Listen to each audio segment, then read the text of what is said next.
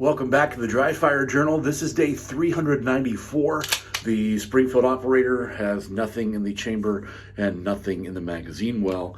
And for today, what I invite you to try is just a one-handed exercise. And you'll need to either cock your hammer or run your slide, whatever you gotta do to make your trigger work dry. And here's what I want you to do. I want you to start out with your shooting hand very loose on the gun, and I want you to touch the trigger and press it and feel what happens in the rest of your hand. Add a little more pressure with your shooting hand, touch the trigger, and then manipulate it all the way through the firing sequence and feel what happens in the rest of your hand. And I mean feel everything. What's happening here? What's happening here? What's happening in these fingers here? What's happening right here in your hand? Feel every single part of it.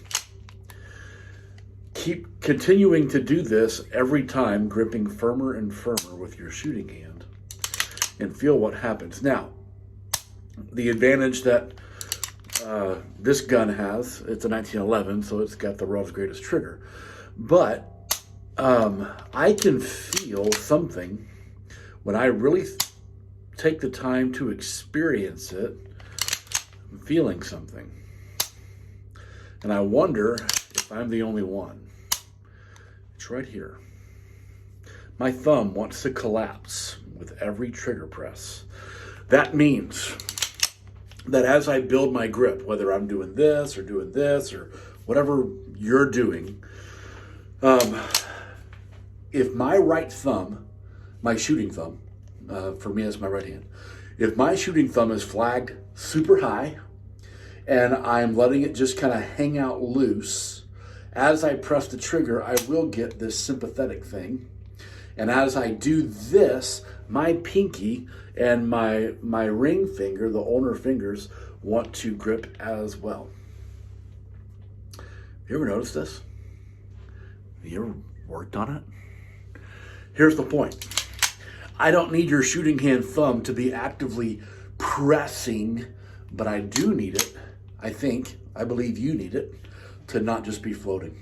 And if you go back and watch any of the videos that I've done where I'm live firing, especially at speed, you will see my shooting hand thumb doing this motion as I'm pressing the trigger.